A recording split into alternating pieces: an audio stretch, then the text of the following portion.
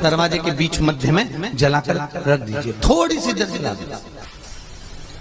20 से 25 मिनट के अंदर स्वयं गुरु बाबा कहते हैं, राम सुनो, यदि कोई आरती में पूजन में घर में एक कपूर का टुकड़ा आरती के बाद में जब समर्पित करेगा तो उसको अश्वमेध यज्ञ का पुण्य प्राप्त हो जाएगा।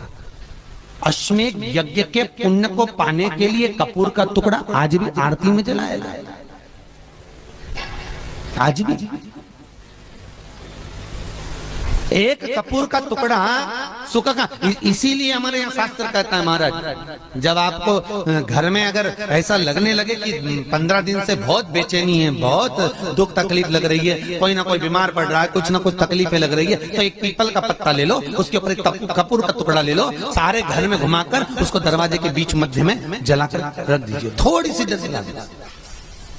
20 से 25 मिनट के अंदर मकान में एनर्जी वापस आ जाएगी, उस भवन में एनर्जी वापस प्राप्त हो जाएगी। अमावस्या के दिन आपको लगता है कि हमारे पूर्वजों का उद्धार नहीं हुआ, हमारे पूर्वजों का कल्याण नहीं हुआ, कहीं अधोगति में कोई चला गया है, उसका बस एक बार, रोज नहीं जरूरत है, प्रतिदिन जरूरत ही नहीं, महीने में एक बार अगर अमावस्या के दिन भी आपने चंदन के थोड़ा सा चंदन अगर मेरे देवाधिदेव महादेव को 7 स्थान पर समर्पित किया है। अशोक यहाँ पर वर्णन कर रही है, मैना, धन्य और कला की कथा कर रही है। तीनों ने सनकादि ऋषियों से मांगा। चंदन भगवान को अति प्रिय होता है और चंदन ही एक ऐसा होता है जो पितरों को भी प्रिय होता है, जिसका स्पर्श मात्र लगने से पूर्वजों का कल्याण हो जाता है, वो चंदन का 7 स्थान शिवलिंग के बताए हैं, जहां पर भूल से भी अगर कोई चंदन की उंगलियां लगा देता है, 7 स्थान ऐसे हैं जहां चंदन की मात्र उंगलियां लगा देने से ही शिव पितृलोक के पितरों को मुक्ति प्रदान करके वैकुंठ लोक का निवास दे देते हैं। 7 स्थान।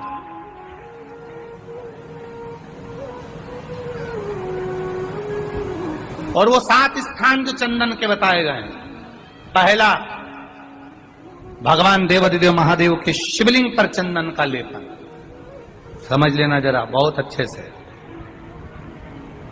आपको लगता है स्वप्न में कोई मुर्दे दिख रहे हैं, या कोई जल रहा है, या कोई मर रहा है, या कोई चला गया है, ऐसा भय लगता है, बच्चों को मानी भेजूंगी ऐसा हो जाएगा, पति को मानी भेजूंगी ऐसा हो जाएगा, कोई हमारे कोई गलत तो नहीं कर रहा है, आपको लगता है। 7 स्थान चंदन के बताएं महाराज। पहला शिवलिंग, दूसरा जहां गणेश जी का स्थान है, मालूम है ना सबको, जम के बोलो जरा, मालूम है ना सबको, जहां गणेश जी का स्थान है वहां अलग से गणेश जी बैठे, वहां नहीं, शिवलिंग में जलाधारी के ठीक सामने, राइट में गणेश, लेफ्ट में कार्तिकेय, बीच में अशोक सुंदरी। तो पहला चंदन बाबा के शिवलिंग पर, दूसरा गणेश जी पर चंदन की उंगली, तीसरा षडानंद कार्तिकेय पर चंदन की उंगली, चौथा अशोक सुंदरी पर चंदन की उंगली, पांचवा जलाधारी पर चंदन की उंगली, छठा जो शिवलिंग का जल बह रहा है इसके ठीक विपरीत की ओर चंदन की उंगली, और 7वां चंदन नंदी के मस्तक के ऊपर जो 2 सींग लगे रहते हैं उस पर चंदन की उंगली। ये कब लगाई जाती है? या तो अमावस्या के दिन आपको लगता है कि हमारे पूर्वजों का उद्धार नहीं हुआ, हमारे पूर्वजों का कल्याण नहीं हुआ, कहीं अधोगति में कोई चला गया है, उसका बस एक बार, रोज नहीं जरूरत है, प्रतिदिन जरूरत ही नहीं, महीने में एक बार अगर अमावस्या के दिन भी आपने चंदन के थोड़ा सा चंदन अगर मेरे देवाधिदेव महादेव को 7 स्थान पर समर्पित किया है। अशोक यहाँ पर वर्णन कर रही है, मैना, धन्य और कला की कथा कर रही है। तीनों ने सनकादि ऋषियों से मांगा। चंदन भगवान को अति प्रिय होता है और चंदन ही एक ऐसा होता है जो पितरों को भी प्रिय होता है, जिसका स्पर्श मात्र लगने से पूर्वजों का कल्याण हो जाता है, वो चंदन का। आपके घर में पितृदोष है, आपको ऐसा महसूस होता है, आपको लगता है, तो किसी भी नवरात्रि के पहले जो अमावस्या पड़ती है, मान लो अपन अमावस्या पड़ी, आप एक अंदाजा लगाइए, तो जिस दिन अमावस्या रहे उस दिन चावल की कटोरी में एक कपूर का टुकड़ा रख दीजिए महाराज, छोटा सा, और कपूर का टुकड़ा रखकर उस कपूर को दरवाजे के बाहर कटोरी में ही, चावल रखी हुई कटोरी में ही उसको पितरों का स्मरण कर कर जला दीजिए।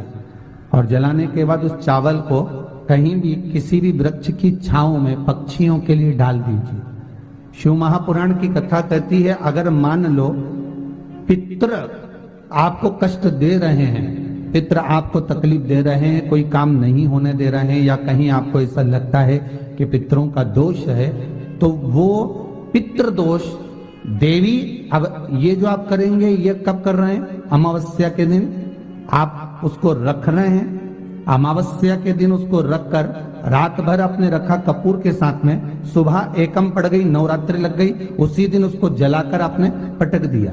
अर्थात उससे देवी और पितृ इन दोनों का आशीर्वाद जो प्राप्त होता है, तो घर में से पितृदोष समाप्त होकर लक्ष्मी की वृद्धि प्रारंभ हो जाती है, कार्य में सिद्धता आ जाती है।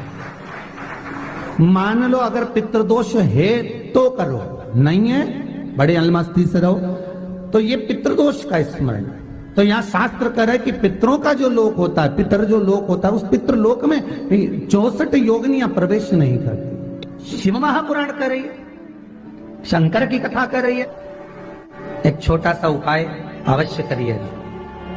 मान लो आपको लग रहा है कि आपके घर में पितृदोष है, आपको ऐसा महसूस होता है, अमावस्या पड़ती है, चावल की कटोरी में एक कपूर का टुकड़ा रख दीजिए मां, छोटा सा, और कपूर का टुकड़ा रखकर उस कपूर को दरवाजे के बाहर कटोरी में ही, चावल रखी हुई कटोरी में ही उसको पितरों का स्मरण कर कर जला दीजिए।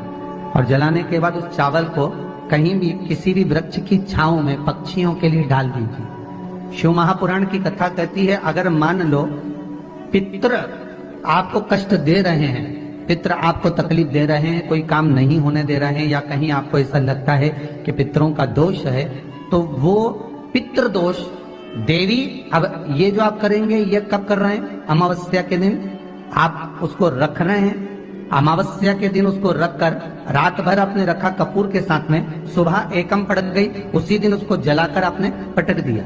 अर्थात उससे देवी और पितृ इन दोनों का आशीर्वाद जो प्राप्त होता है, तो घर में से पितृदोष समाप्त होकर लक्ष्मी की वृद्धि प्रारंभ हो जाती है। अमावस्या के दिन प्रदोष काल में, प्रदोष के समय पर, प्रदोष काल में शाम के समय पर जाकर किसी भी नदी, तालाब, बावड़ी, कुआं, कहीं ना कहीं जो आपके पास में हो, वहां पर एक घी का दिया, बत्ती का मुंह दक्षिण की ओर कर कर अवश्य जला कर जाना, सारे पितृ दोष समाप्त हो जाएगा। अगर नदी, तालाब, बावड़ी, कुआं नहीं है तो पीपल का वृक्ष हो या बेलपत्री का वृक्ष हो या बट का वृक्ष हो, उसके नीचे लगा दो प्रदोष काल में। पर अमावस्या के दिन लगाएं जरूर। क्यों? क्योंकि अमावस्या 16 दिन तक पितृ मृत्यु लोक में आने के बाद में भोजन ग्रहण करते हैं। अमावस्या के दिन पितृ शाम के समय प्रदोष काल में शंकर भगवान का नाम जाप कर कर नदी, तालाब, बावड़ी पर पानी पीने जाते हैं। वहां से जल का आचमन कर कर पितृ अपने लोक को चले जाते हैं प्रदोष काल के समय पर। इसलिए प्रदोष काल में जलाशय के पास में बावड़ी, कुआं, नदी, तालाब के किनारे पर दिया लगाया जाता है, दक्षिण की ओर मुख कर कर बत्ती का, तो पितृ आशीर्वाद देते हुए जाते हैं कि फलो फूलो, आगे बढ़ो, उन्नति करो, तरक्की करो। ये पितरों का आशीर्वाद रहता है, पितरों का वर रहता है। आप देंगे, कुछ करा ना करा, फिर अमावस्या के दिन तो उस दिन दिया दक्षिण की ओर बाती का मुख कर कर। 7 स्थान ऐसे हैं जहां चंदन की मात्र उंगलियां लगा देने से ही शिव पितृलोक के पितरों को मुक्ति प्रदान करके वैकुंठ लोक का निवास दे रहे। 7 स्थान, और वो 7 स्थान जो चंदन के बताए गए हैं। पहला, भगवान देवाधिदेव महादेव के शिवलिंग पर चंदन का लेपन। समझ लेना जरा बहुत अच्छे से। आपको लगता है स्वप्न में कोई मुर्दे दिख रहे हैं, या कोई जल रहा है, या कोई मर रहा है, या कोई चला गया है, ऐसा भय लगता है। बच्चों को मानी भेजूंगी ऐसा हो जाएगा। जिनके यहाँ पितृदोष होता है, काल सर्प दोष होता है, वास्तु दोष होता है, उनको ज्यादा कुछ नहीं करना होना। महाराज, एक बेल का फल लीजिए, उसके अंदर का जो गुर्दा होता है, अंदर का जो भाग होता है, उसको निकाल लीजिए, और उस बेल के फल में आटा सेक कर उसमें शक्कर मिलाकर उसको उसके अंदर भर लीजिए।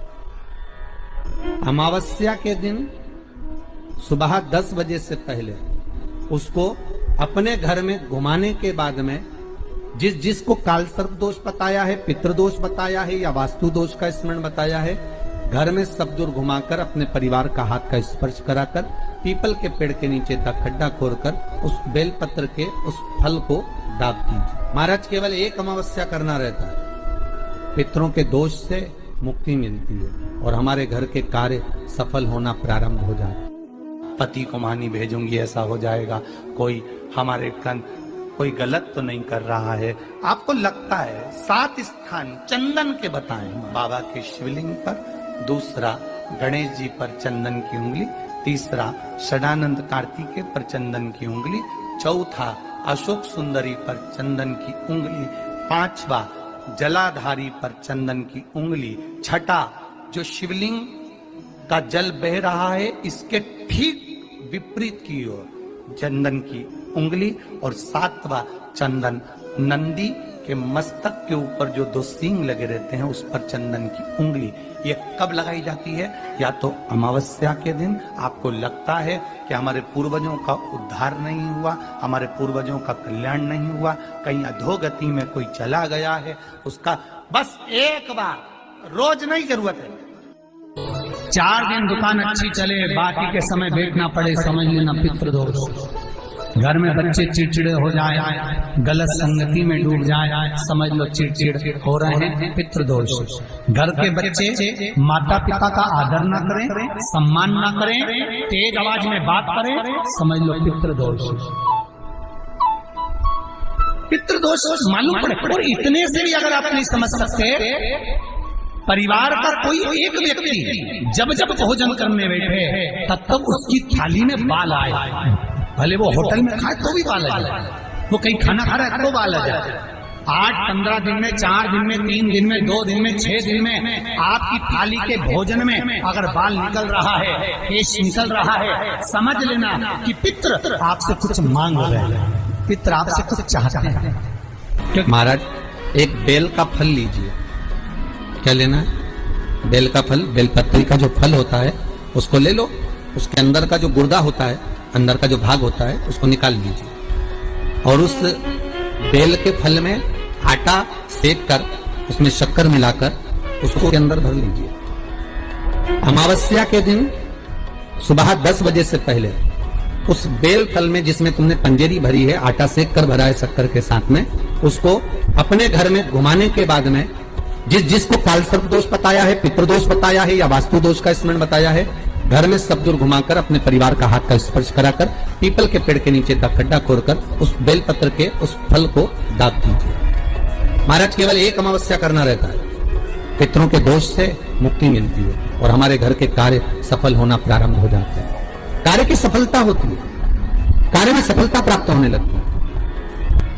हम तो कई बार कहते हैं महाराज जी, अगर ऐसा लगे किसी औषधि को आप ले रहे हैं, मालूम पड़े कि औषधि आपको लग नहीं रही है, शिव महापुराण की कथा करिए, मान लो औषधि आपको नहीं लग रही, आपने औषधि बहुत दिनों से ले रहे हो, कोई दवाई, मान लो आप किसी भी दवाई को ग्रहण कर रहे हैं और वो औषधि लगी नहीं रही है, वो शरीर को लगी नहीं पा रही और आप ठीक ही नहीं हो पा रहे, 15 दिन हो गए, 8 दिन हो गए, बताओ, उतना की उतना ही कैटरीना है, उतना ही उतना अपना भरा हुआ, वही की वही लीवर, वही की वही किडनी, वही की वही स्मरण, सभी कुछ वही वही है,